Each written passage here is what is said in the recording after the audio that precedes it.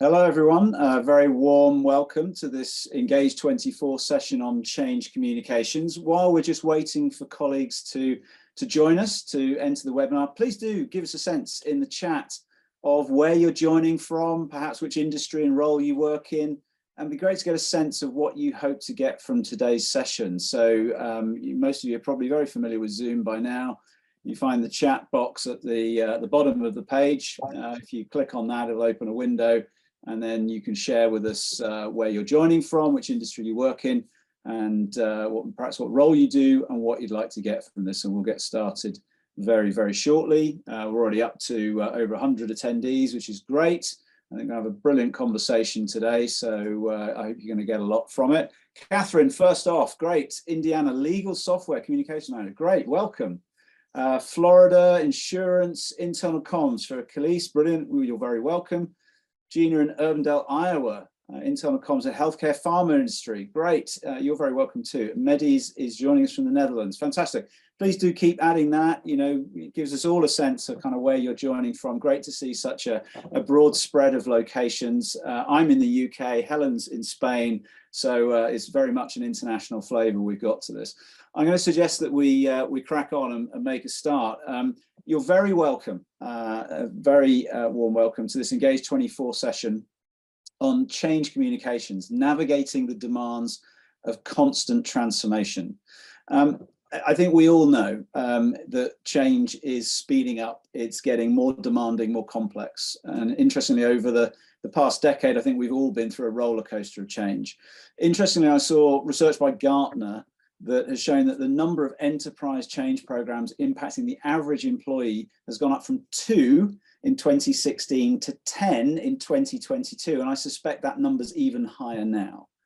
But here's the key point. That same research showed that employee support for these changes has taken a nosedive. It's down from 76% in favor to less than 45%, perhaps even lower than that now.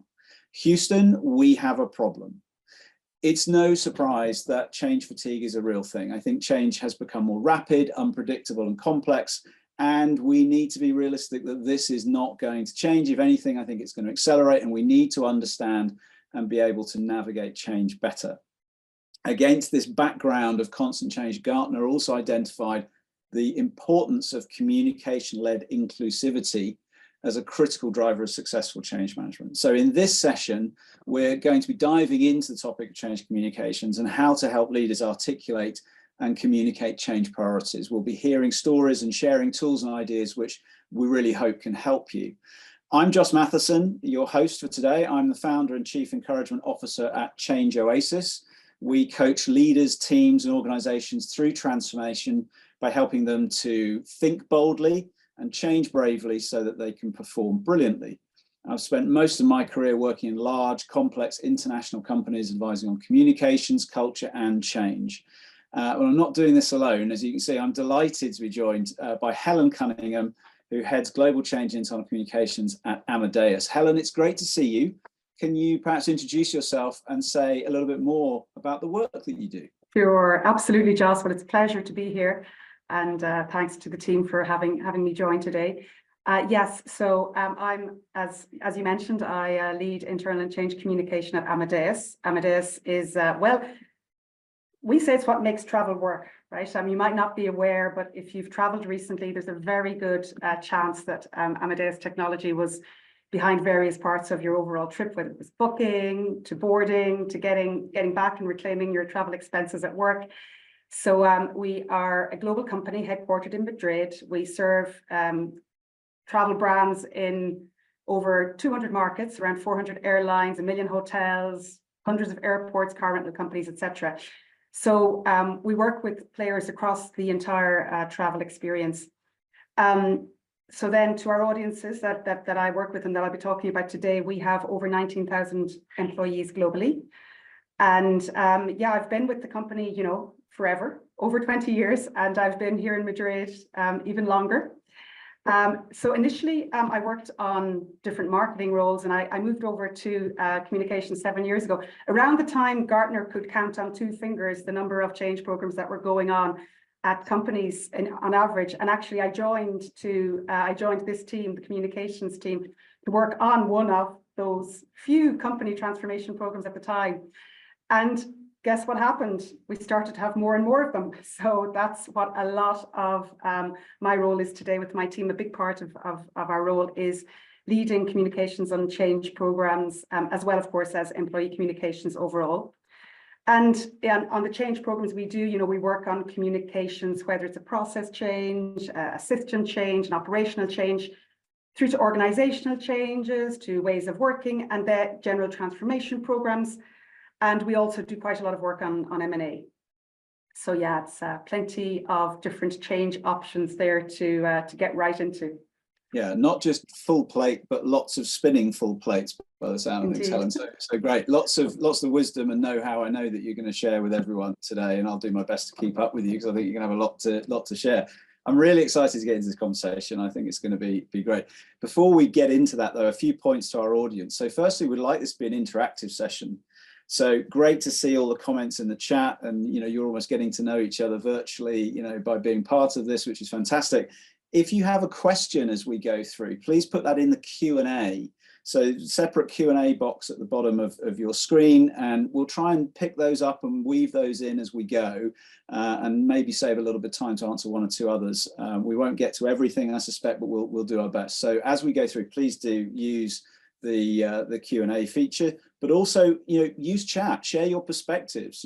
I think really great to reflect on what you're hearing that resonates with you, or maybe things that surprise you, or good ideas that you're taking away.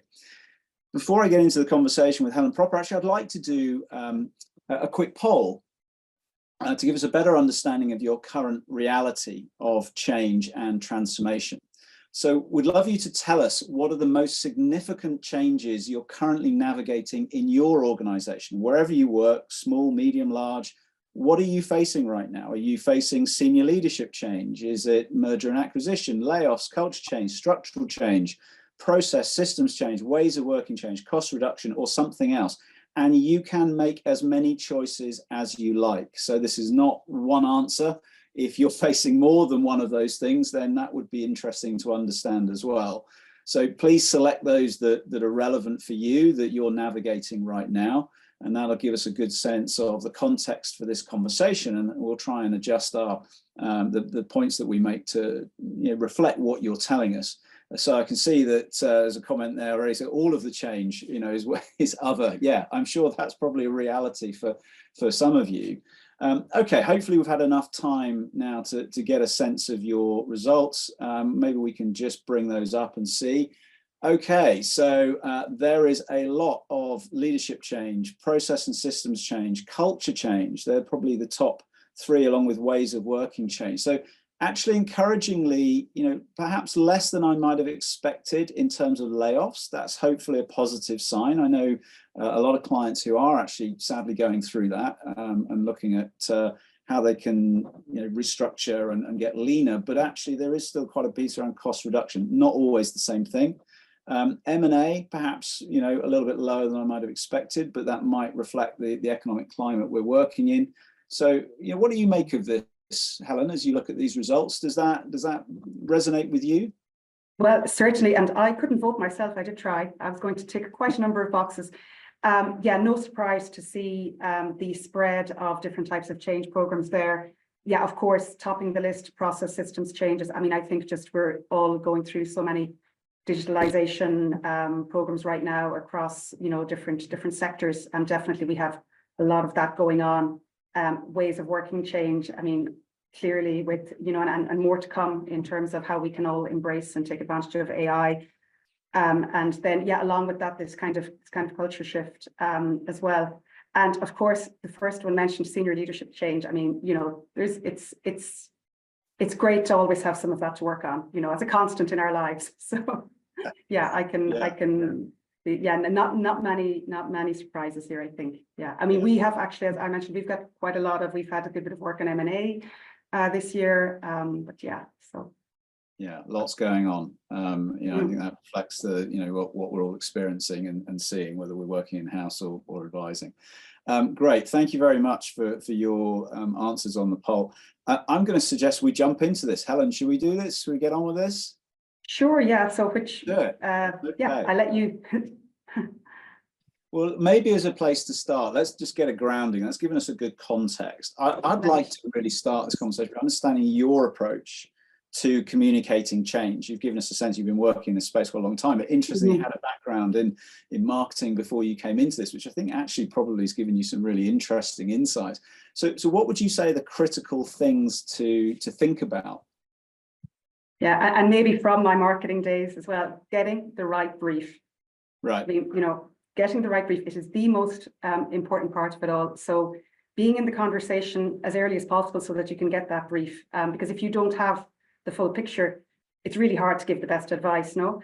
And I think sometimes as well, the thinking on communications around change can actually influence how the change designers or the people who are driving the change or the business leaders who want to change things, about how they decide to do it as well. Because, and I'm sure we'll talk about this later, the different types of ways people might want to push through change depending on the kind of change that's there.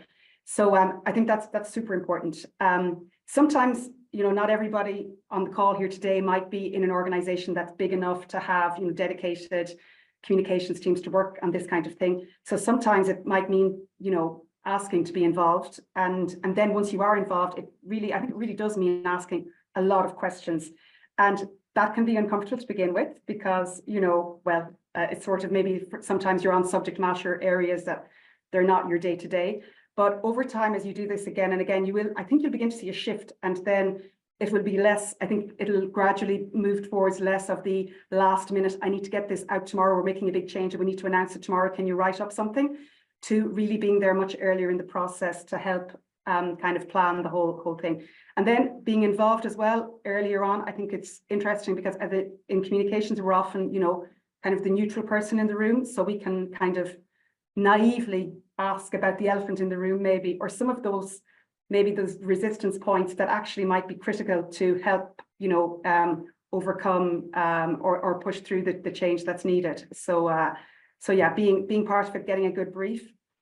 And then second, I think, look, all of us working in communications, we're always thinking about our audience, I think, so we do it probably as second nature, but it's always about going back to seeing and understanding the change from your audience's perspective, because no matter what kind of a change, and, whether it can be a really exciting, positive change, but there's always going to be some uncertainty. So I think it's critical to think about like what's at stake for the real people in the organization, whether it's, oh God, now I have to spend time learning how to use this new tool and I love my old tool and I've been using it for a decade, or changes where people think, well, oh, does this affect my job? Could affect it in a good way or a bad way, or, my career, my plans, my network, my status in the organization, which for a lot of people is quite important. So, then you can anticipate and address these points in your communications, because, change in an organization, it's always the sum of individual changes. I think it's like the sum of how each individual involved in the change, how they do something, how they use something, how they think about something, how they feel about something. So I really think empathy with your audience as individuals, trying to get into, put yourself in their shoes and thinking of what we were asking them to do as a group of individuals is key. Mm. I think that's a great point you make at the end there, that is trying to understand people as individuals and accepting actually our responses to change can be very, very different.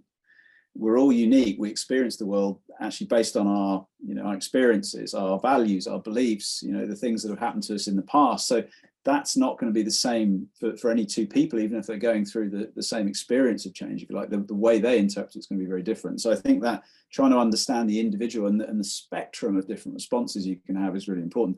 And our audience clearly agrees with you around the importance of the brief. As Chriselle said, yes, absolutely, about the brief. And I think we said, Joyce also said, getting the right brief gives you clarity and helps you map out the how. Absolutely. So I think you're singing to the choir, as it were, I think on that one. Perhaps if we build on that, so I think you made some really good points there. The brief, thinking about the audience, absolutely key. There's lots of different types of change, even if they're all happening at the same time. We saw in the poll results, there's just a huge amount of different things happening. how do you deal with that? Should we modify our approach to communication if we're dealing with different types of change, or do you think there are some things which are consistent across any type of change? Well, I mean, I think, well, the things that are consistent, I think we've just, touching on those is keeping in mind the people at the end, at the other side of this change effort, and yeah, absolutely, then we adapt our approach. I think, well, I always go in with a blank page. In fact, you go in, so get the brief, right? So in an ideal scenario, and I work in an organization where we do have, we have change managers as well that work on change planning. So in an ideal scenario, you get change map. Somebody talked, I think there in the comments about, mapping out the change, and you get a very clean as is and a super clean where we want to get to and the 3 changes that will get you there. And then you can propose the perfect communications plan to support that. But, how often do we get a brief like that? So actually I go in, like, honestly, I go in with a blank, well, not a blank page. I go in with a blank Excel sheet. Now, I think a couple of my team might be connected today and they will laugh at this because they know my obsession with having a good table for everything. But, I go in armed with an Excel sheet and be ready to have a proper conversation. And, as you're going through the conversation, you're mapping out sort of those changes that they're telling you about. You're picking up from the conversation, understanding the drivers, and then gradually filling in the bits and pieces. Oh, that's my audience. That's, for this particular thing, what we want this particular audience to do. The goal there is this, what they need to change. And then you're sort of, so as you go through the conversations, you're kind of building the bones of your plan on the fly, which audiences, and then that kind of change you're making. Is it process? Is it people? Is it organizational? Is it operating model? And then you kind of start filling it in. Just really simply put, that's kind of the process. I say, I and my team, we go through, and then, it gets into then different types of, you can get more and more complex as you get into it. You can start segmenting audiences. For example, to identify detractors and detractors or supporters of the change.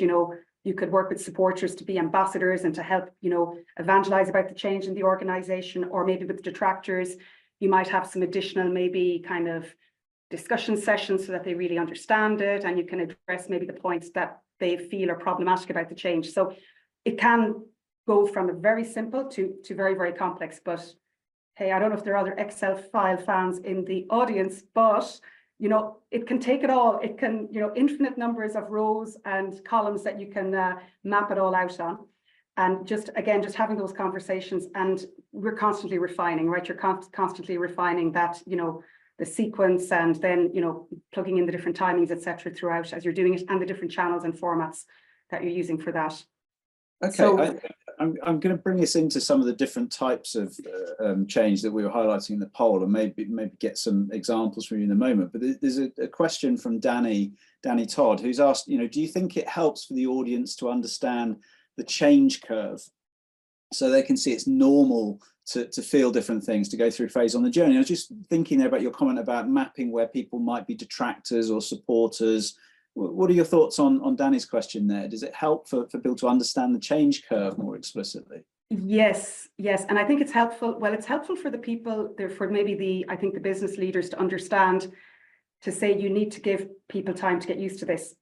Is it helpful or not to tell the audience, oh, I know you feel resistant right now, but you will feel better about this in a couple of months? I'm not sure if that's helpful, but I do think it's helpful. Well, you can say we understand that that right now it feels like that we're never going to be able to do this, etc. I think it's really helpful for the people trying to drive the change to say, give it time, this is normal, and so that you can help them, understand and, and advise them what else they might need to be doing. Like, this is a critical period because right now people are like, whoa, you're asking me to do what?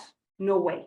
So at that stage, what you need to do. And then as they move into the next phase of maybe getting used to the idea, and then say, oh, okay, now I get it. And then what you can do to sort of ride that more positive phase through with the best results later on. Yeah, I'd add a build on that. So the traditional change curve, the Kubler-Ross curve, comes from understanding actually the emotions people go through when they have a terminal illness diagnosis. So I think sometimes we can overuse that when we're in an organizational context. But what's helpful is we're moving people from a space where they have unconscious competence. They've learned to use the current systems, processes, ways of doing things. You said it earlier. I said, I've always used this tool and you're telling me I have to use something else. So we're forcing them to go from unconscious competence, where it's easy, they just take it in their stride, to suddenly they're consciously incompetent. They don't know how to do this. And it's the uncertainty it creates, which actually creates that dip. Because they know the brain hates thinking it's going to have to use extra effort to learn to do something new. So I think what we're really talking about, the change curve, whether we share the intricacies or not, actually as communicators and people driving change, can we shallow the curve? Can we help people to go through it and come back through out the other side with it being less of a severe dip and for a shorter period? So I think the more that we can take the sense of flattening that curve, that's where we can make a big difference. True, yeah, good point. Okay, so let's come back to different types of change. I'm interested to hear your perspective. So I'm going to start with leadership changes, if I might, Helen, because it was clear there's quite a bit on that. And then I'm going to ask you about systems, and I'm interested to touch on maybe M&A. But let's start with leadership, because I think that's somewhere where, as you said earlier, we often tend to get involved as communicators. So how would you typically approach communicating a change in, say, leadership or strategy, structure, culture, those kind of things? Right. Well, so if we're just looking specifically at leadership, I mean, I think what people's concerns are, a new senior leader comes on board, and are they going to, well, first of all, maybe your sort of internal kind of your network, like you knew how this particular sort of leader or leadership team operated, and you knew what you needed to do, and you knew what was expected in terms of, okay, this is how they like to, for example, measure performance, and this is how they're driving the business through, and that kind of thing. So I think when there's a leadership change, it's just that, it's again that uncertainty. Oh goodness, what are they going to want from us now? And that can be hard, and especially if the leader starts making changes, sort of very quickly in ways of doing things, or making changes on the team or whatever. I think sometimes here, as much, well, dialogue and transparency as possible. I'm just thinking there was a number of years back, one particular example I recall that worked really well. Just thinking about an individual leader who would come on board and making a lot of changes, and people were kind of a little bit nervous.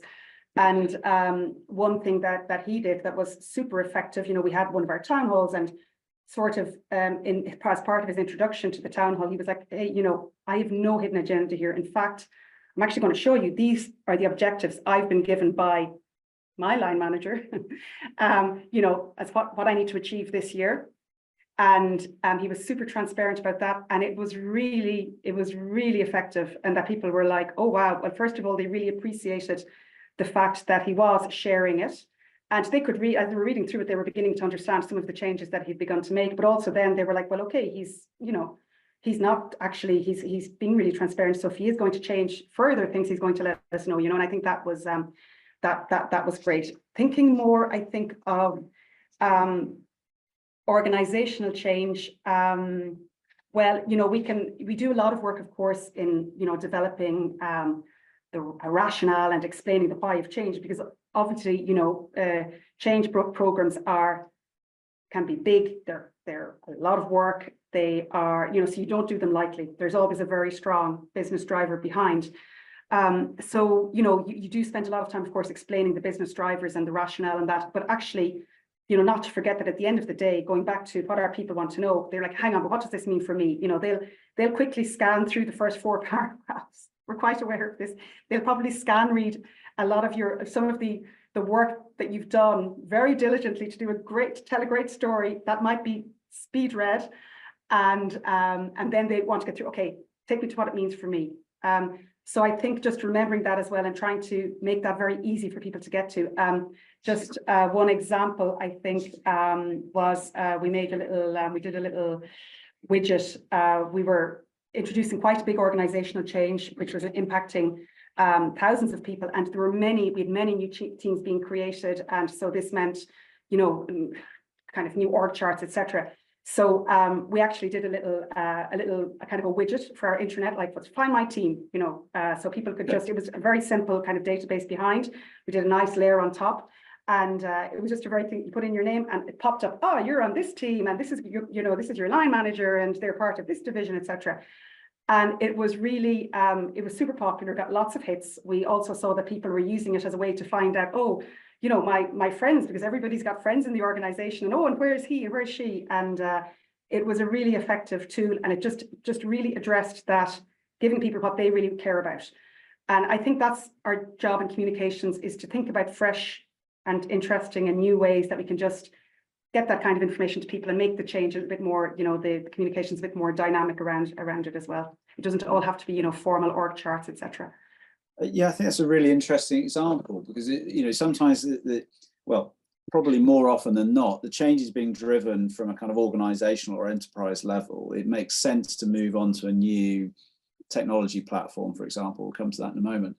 But actually what people need is to work out how it's going to help them. How does it make their life easier? If they need to make a change, what's the benefit going to be of that? Yeah. Maybe we can use that as a bridge. And so we saw in the poll, there's a lot of change around technology and systems, and that's not surprising, I think, with technology advancing at the speed it is. And we're only getting started with generative AI, so it's going to be really interesting to see where that takes us. But are there examples you can share with us in terms of where you've seen, perhaps changes to systems, be that, I'm thinking operating model or technology or processes? How might we need to, factor in, considerations on communicating that kind of change? What tends to work in your view? Yeah, and I think, we've been talking a bit about changes where there's a lot of uncertainty and the curve, and that often with system and, process changes, it's a lot more certain, right? There's a certainty. You know what you're going towards. You want to have a new system implemented and everybody using it by X date.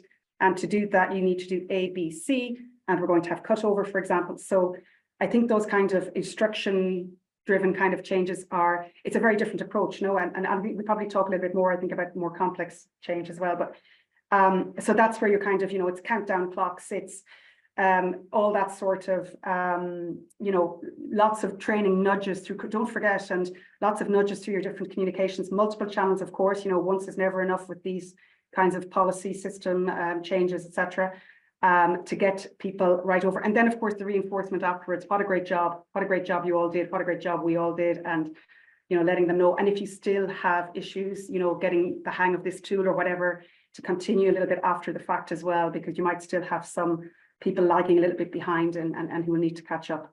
So yeah, it's quite a different, again, that's a more certain, okay, we do know the dates can always shift, of course, but I think the kind of the approach and it's a little bit more, it's more of a logistical kind of thing to program out. Yeah, interesting, because we've already touched on uncertainty. So maybe we can keep it fairly brief, because it wasn't one of the highest scoring responses, but some people are going through changes in terms of ownership. So M&A activity, whether that's, divesting business, acquiring businesses, merging. Just interested in your reflections on that, because that can be quite a beast to communicate. So, any lessons from your experience on that front? Yeah. Well, luckily, where I work, all of the acquisitions that I've been involved in, and I've been working on this for about the last 7 to 10 years. They've always been strategic growth acquisitions. So they're very positive programs. We're very all about integrating companies for growth of the business that they've built up and done a fantastic job in building up a business. And now we want that business to grow even further as part of our company. So we're in a position to provide a very positive story. We've always been in a position to provide strong reassurance to employees, and we focus on that a lot, that day one reassurance, what changes, but what doesn't change, because oftentimes, people imagine, oh my goodness, we're going to be bought and everything's going to change, but actually often a lot doesn't change on day one, but you need to tell people that, like, don't worry, so a lot of the communication might be around, we just want you to keep doing what you're doing, the way you've been doing it, etc., or perhaps we will say, well, for now to the next 6 months, whatever. I think it's important to give, so to focus on what doesn't change as well as what will change. Right. And but you're not always able to give specifics, right? Because there might be intentions to change certain things, but you don't know what changes exactly they're going to be. But so then maybe it's giving people, and especially again, as the company, so this is talking to the acquiree, giving them an indication of what they can expect in different timeframes. So you can expect, in 1 month, we'll be letting you know about this. In the next 3 to 6 months, you can expect this, or no changes for, so we try to map those out. And I think, again, just on the what doesn't change, even if things aren't changing, maybe telling them, great, communicating, even if there isn't anything new to communicate. I think it's important because people they'll be wary, they'll be assuming again that there are hidden agendas and that kind of thing. So I think it's very important equally on what changes as well as what doesn't change. I think would be my takeaway maybe on that whole M&A topic. I really like that, because I think what you're articulating there is we need to understand actually brain-based approaches to change. So, as you said, our brains are prediction machines. They like certainty. Whenever there's a lot of complex change going on, actually our brain doesn't know exactly what's going to happen. So overcoming that, what you just articulated is actually let's ground people in what we do know, what's not uncertain, because that then allows our brains to actually say, okay, kind of settle down and get on with it. So I think, as communicators, we need to have more and more of an understanding of actually things like neuroscience and behavior science actually can really help us to navigate change. We do a lot in the work that my company does around, brain-based, coaching and change. And I think it's really helpful when you take some of the, the worst kind of ideas people have about, what this could mean. No, hang on, let's not catastrophize. Let's bring this down to what we know. And then we'll work through the other stuff. I think the other piece of that is we need to get more comfortable with emergent change, because it's not all going to be certain. We're not going to know the answers to everything as we go forward. And that's true in a lot of, cases. There's a question I saw in the Q&A about, what do you do? Sarah, I think, had a question. What advice would you have for the leadership change with someone leaving, but no one replacing them that involved all structural reporting line changes? So I don't know if you want to just quickly comment on that. Sorry, leadership, somebody's leaving. Yeah, so where you might have a leadership change, someone's leaving, but it's not, no one's replacing them. So it's then going to involve this person's left, and we're going to have to kind of restructure, reorganize things. How would you ground people in that situation? Right, I think, usually I guess you'd have some kind of an interim acting, or you'd be saying now these, team leaders are going to be reporting directly to whatever.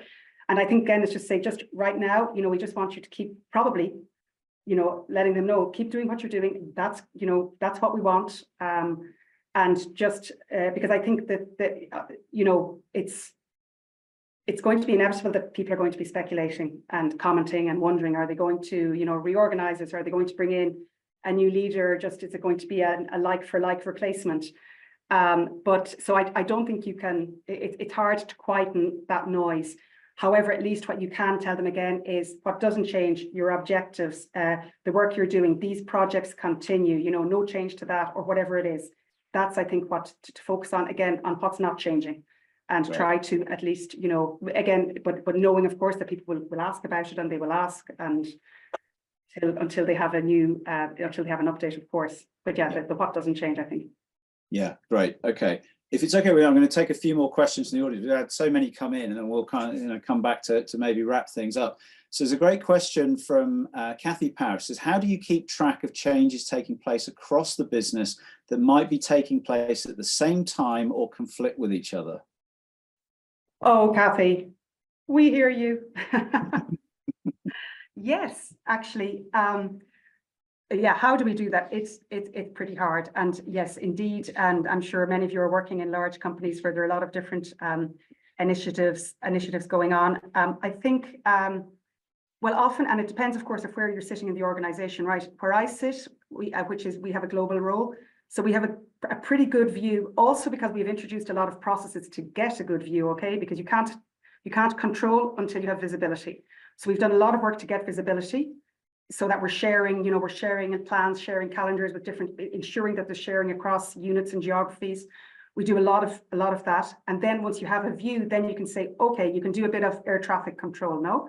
So, because indeed there are some audiences, and I'm sure on the call, you could probably imagine in your organization, there's probably some I don't know, some team in some team like in finance or in, I don't know, your internal IT systems or something that are constantly being asked, you know, to change processes or whatever. And there might be successive changes, or that they are, you know, maybe being asked to work on many different, to implement many different changes at the same time. So I think if you have visibility, you do have the possibility to do some air traffic control, and I think, and raise alerts sometimes, because often, you know, like I think it's our job to do this as well, because I think people running the business, they don't always have the visibility or the audience insights that we have. So it's our job really to listen to our audiences and maybe gently advise, you know, sometimes, again, genuinely, people may not be aware that, hey, this team are currently already having to implement 5 different changes. So, you know, first of all, you might say, like, you may not have realized, you know, but we see here that this, you know, this is all happening at the same time. So to see if there's any appetite to maybe resequence things. If that doesn't happen, I mean, then maybe at least we can sort of air traffic control the communications around it, no, and to say, look, you know, we know this program is super important, but you're asking, you know, you're asking these 100 very busy people managers to spend 2 hours on an ideation workshop for a 3-year soft cultural change program right in the middle of performance review or right in the middle of budget submissions. So could we delay that by a couple of weeks? You know, your thing isn't as time sensitive as this one, so that you can maybe help prioritize that a little bit. Yeah. The other thing that's super important is to see, is to help people see how different change programs are connected and how they connect to the bigger picture. Yeah. And that's, and I will say as well, by the way, that's on, we have that on our to-do list this year, that we want to do a better job of that. I think that's something that, for example, I know that I need to do more work on that, because we have a lot of things going on right now, and it's not immediately easy for our people to understand how everything is connected and how everything is going towards the, you know, the company's strategic goals. So we have to do, you know, make those connections, help them see how it's connected. Absolutely. And actually, great comment from Mary in the chat. You know, strongly believe many of the challenges are not for comms to sort. I would agree, not in isolation. It's a partnership. I think, you know, you have to work with, you know, other functions, leaders, to actually map a lot of this. So whether that's with leaders, HR, employee networks, you know, sometimes too much reliance on comms doing the air traffic control. But what we do need to do is communicators need to be the ones pushing for that, you know, so not necessarily ones opening it, but pushing to actually have that view. And I love what you said about almost flipping things on their head and saying, actually, the people who are going to be on the receiving end of the change are busy with other things. We need to take that into account. We have to understand their context. But all too often we talk about change as this homogenous, generic thing, and it's not. It's highly, highly contextual. It's highly, highly personal. So I like what you said there. I want to go back to something you said earlier. It's a question from Kathy. How do you activate ambassadors and make them true evangelizers? Have we, or how do we? How do we? How do you? I was hoping it was the first. The first one was easy. The first one was a little bit easier to answer. We have done various programs. We have done various programs, and some of those programs are long-term programs, right? And these people that were appointed as change ambassadors on different change programs over the years continue to be. They continue to do a lot of kind of gentle sort of listening. Sounds a little bit big brotherish, but you know, to make sure that leadership are hearing, you know, Houston, you have a problem kind of thing. So we have done it. I'm trying to recall the details now. I mean, of how we identified I mean, yeah, I can't. I'd have to make happy to get back offline about how we actually did it. But again, not necessarily going for the line managers, like going for people that, you know, for example, are respected subject matter experts on particular topics. Sometimes people who may be kind of resistant to the change, they could be your best ambassadors, right? The ones that, because often people who are resisting change are the ones who are thinking deeply about, you know, will we be able to do this? And they're actually really putting the business, they're really thinking about the business impact, and, you know, they're thinking in the right way about it. No, so I think they can sometimes as well become your best ambassadors. And then it does, of course, you know, require, because what we have done then with those ambassador groups is, you know, you do specific briefing sessions for them. You give them a little bit of advance notice on what's coming. You use them as a sounding board for what you're going to introduce. So you work again with them, and you kind of get them on board to kind of co-create co-create the change or co-create the communications with you. So there's a lot into it. Happy to get back offline because it's been a while since I've worked on one of them. Great. Well, that's good. And you know, we could go on for hours because there's so many questions and so many comments, and we're not going to have time. We're going to have to wrap up in a few minutes. So in a moment, I'd like to ask you, Helen, what your top 3 takeaways would be. But just to give you a moment to think about that, I'd like to run another quick poll in our last few minutes. And this is simply to ask, if you found this valuable and you'd like to learn more, or you'd like to have a conversation with someone from the Populo team about how they can potentially help you with the challenges you're facing in change communications, then please let us know. So if we could just bring that poll up so that people can respond to that. So it can be very hard. Populo has a lot of information, a lot of know-how, and also, you know, some technology that can really, really help. So are you interested in learning how Populo could help? You really have nothing to lose and potentially quite a lot to gain. So I'd really encourage you, you know, make time. I'm sure the Populo team would be happy to support you. So please just tell us yes or no, and they will follow up with you in due course. Okay, great. Helen, let me come back to you in our last couple of minutes. So your kind of golden tips, as it were, what would be your advice to people, the 3 great takeaways that you think will really help them to improve their change communications? Well, I'm probably going to go back to the very beginning. Get the brief, ask the questions, get clarity on the outcome you need, and then consider how do you communicate to achieve this. So no getting away from that. In the planning, I would say break it down piece by piece, audience by audience, and then apply your usual communications planning logic. Sometimes you'll need a massive campaign, but other times it might just be a few conversations to get a few key people aligned. So, you know, don't be afraid to propose what might just seem like common sense, because that actually might be the most sensible thing to do. And then, as always, just again, keep your focus on the people impacted by the change, understand how they're going to see it, feel it, how it might affect, you know, their plans, their hopes, what concerns they have, what else could be going on for them right now. Because it is our job to do that, because, you know, we have to take care of our audience. So, yeah. Brilliant. What a great summary, and, you know, fantastic wisdom you've shared. Judging by the comments in the chat, people have got a lot out of it. I'm sure many people have to watch the recording to get even more out of it. But thank you, Helen, for sharing your experience. Pleasure, Joss. Your ideas. Thank you all for joining us. I hope you get huge value out of the rest of the sessions today. It's been a few questions around access the recording. It will be available on the Populo website. I'm sure they will email you to let you know when it is. But for now, thank you very much for joining us, and I hope you enjoy the rest of the sessions.